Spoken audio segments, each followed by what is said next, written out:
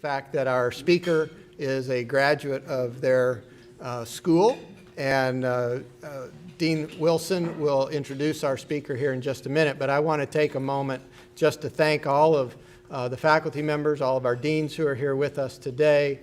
Obviously, the work that you do is on display in the young lady that is here talking to us. And so we thank you for what you do. We thank you for the investment you make. And you have every right to be very, very proud today of Jaha and her accomplishments. So I want to thank Liz Wilson, the Dean of the School of Business, who really made this happen for us today, did all the work for bringing Jaha to campus. And I thank her for her leadership in this, and I invite her to come and introduce our speaker.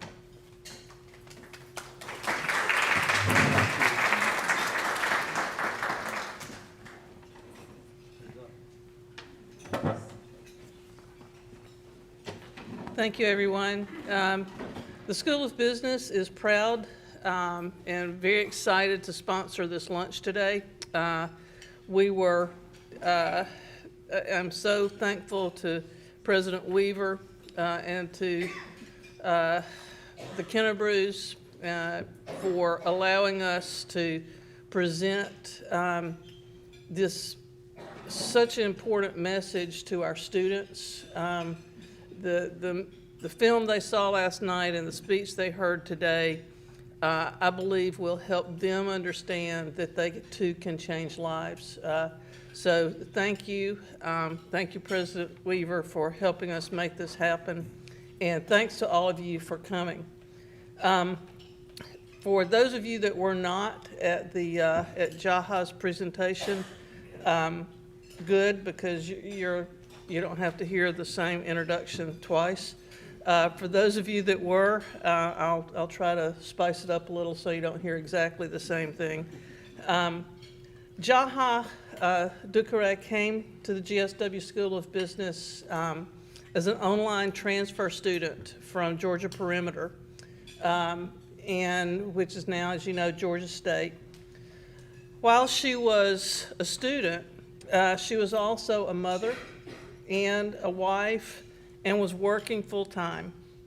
And she graduated with her degree in management in 2015. So she wasn't just taking one class a term. She was taking generally 4 classes a term. So in itself, that's a challenge and an accomplishment. But Jaha was beginning something much more during her time as a student. Her drive as a leader and activist was formed very early in her life in her home country of the Gambia, where she was a victim to abuse that no child or woman or anybody should have to endure. She was determined when her daughter was born that others around the world would be protected from this form of genital mutilation. Through a youth mobilizing campaign, Jaha helped lead an effort that resulted in the Gambian government banning FGM. She's going to tell you a little bit about her journey today and how one young person can mobilize the world. Jaha has been recognized across the globe with national and international awards. As you probably know by now, she was named to the 2016 Time Magazine 100 list of most influential people in the world at the age of 25. She was named to the New African Magazine's 2000 list of 100 most influential Africans. She received the Humanitarian of the Year award at the African Diaspora Awards in 2017. And in 2018, she was named the first Regional Goodwill Ambassador for Africa by the UN Women. That same month, Jaha was nominated for the 2018 Nobel Peace Prize. As we have discussed, she will find out Friday whether she is the winner or not. And I know you all join me in wishing her well. And we will be, I know she's anxious about it. We talked about it on the way here. And what a remarkable recognition of a remarkable woman, and our best wishes are with you in that. She's also the founder and director of Safe Hands for Girls, an organization dedicated to ending FGM and child marriage. And as I understand it, Jaha, you now have chapters or branches in offices in 3 different countries. She can tell you a little bit about that. This organization is important to her because it helps spread the message to the youth and to others in the world about the practice of FGM and childhood marriage. Jaha is truly inspirational, and we are so proud. I told her, I got a little emotional as she was talking. Those of us that are teachers know that we always get kind of that feeling when we see our students graduate, that we always have that sense of pride as seeing our chicks leave the nest, so to speak. Jaha wasn't able to come to graduation. Lisa told me you wanted to, but apparently wasn't in the country at the time, so wasn't able to make it. We hope that being here on campus today has maybe helped that experience a little bit. And I know when she was given her GSW alumni pin, she immediately took a selfie and tweeted it. She's very proud of her degree with us. So we are so proud, and I want you to help me welcome Jaha Dukureh.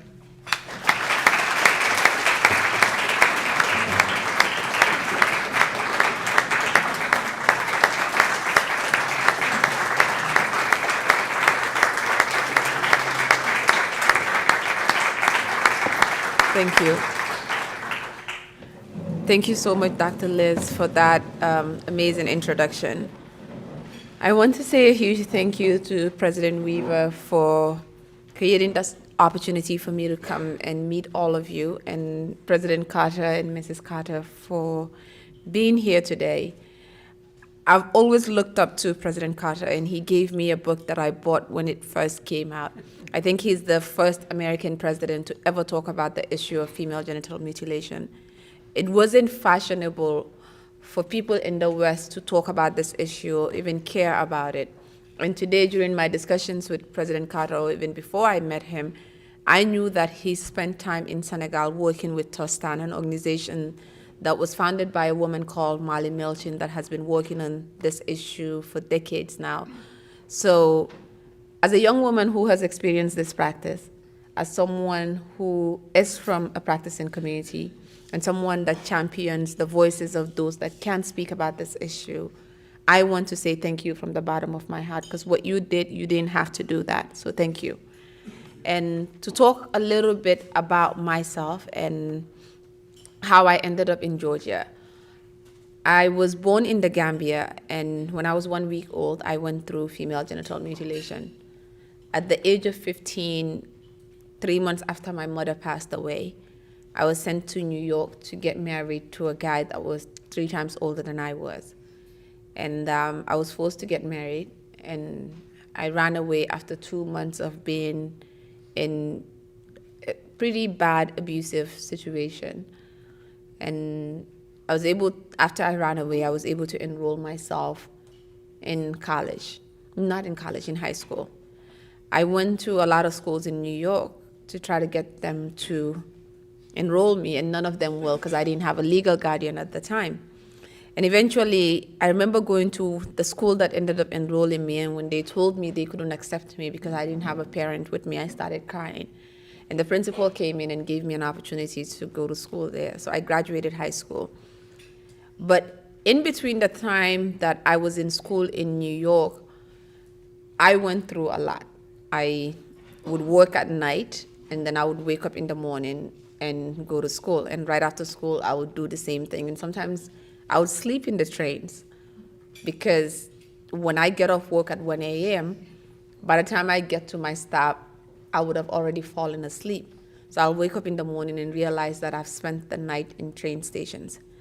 So after I graduated high school, I knew that there was no way I could continue living like that.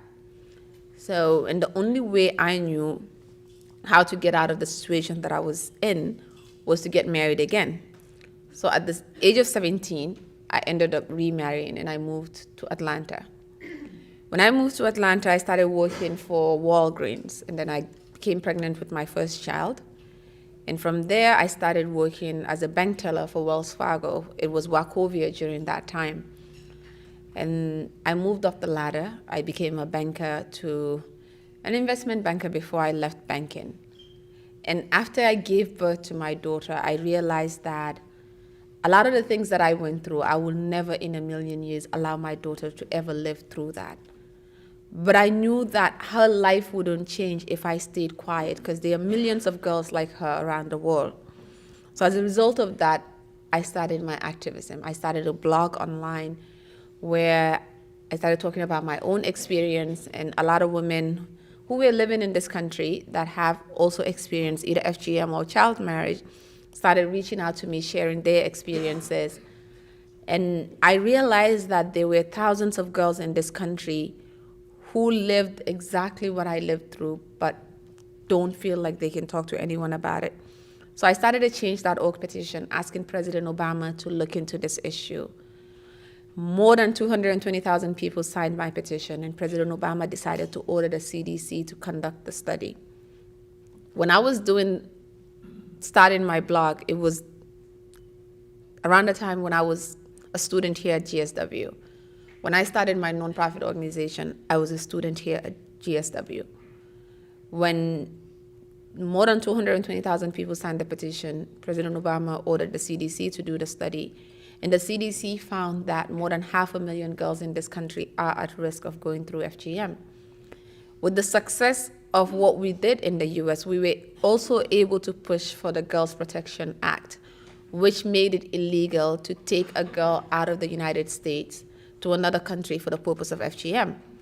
So with us being able to get that law and working very closely with Senator Harry Reid and various members of the US Congress and Senate, I decided that I wanted to go back to the Gambia where I was born and see if I can change laws and minds there. And I went to the Gambia and we started the first youth-led movement against FGM in the country. We started it in October of 2014, and then in November of 2015, our president banned FGM in the Gambia. 3 months after we had the ban on FGM, we also received a ban on child marriage. And FGM is now illegal in our country. But I didn't start out this work knowing that I will be successful at what I was doing. I didn't start out knowing that anyone in the world will ever know who my name is, or I would be named as one of the most influential people in the world, or even be nominated for the Nobel Peace Prize. I believed in something. I saw that there was something wrong with this practice in my community. And I knew that it would take women like me who have lived through it, who know exactly what it feels like, to do something about it.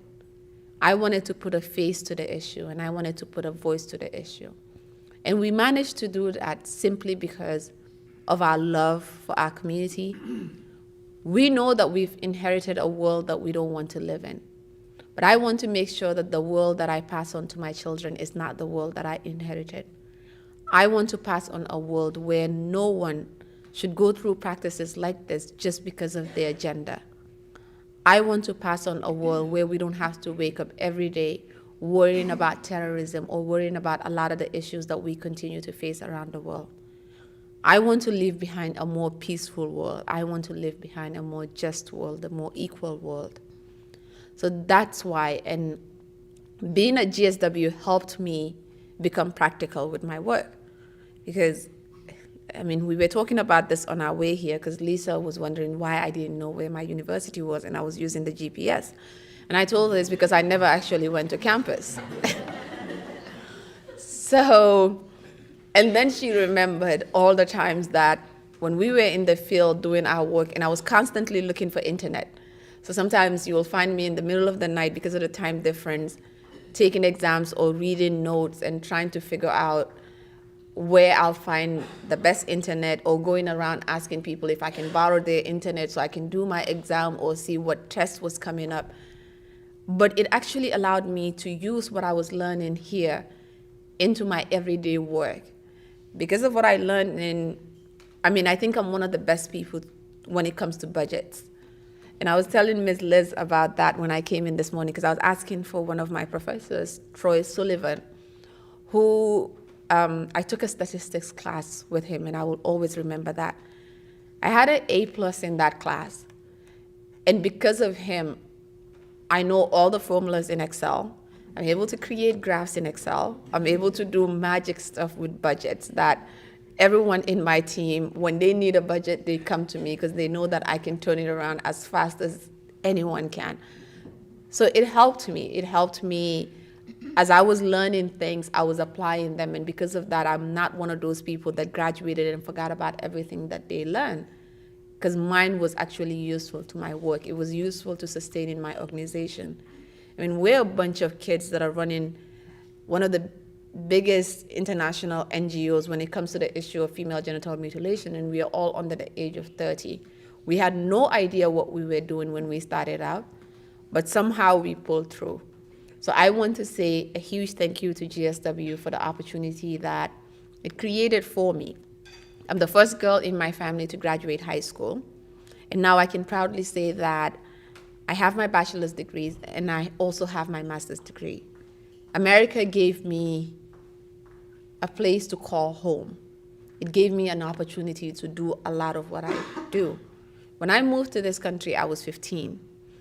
But this country allowed me to think for myself, to be brave, to know that I shouldn't be different because I'm a woman, and I shouldn't be afraid of anything. So thank you to all of you for being here today. Thank you to GSW staff and faculty. Continue inspiring your students, because you never know what they would go out to do. So thank you.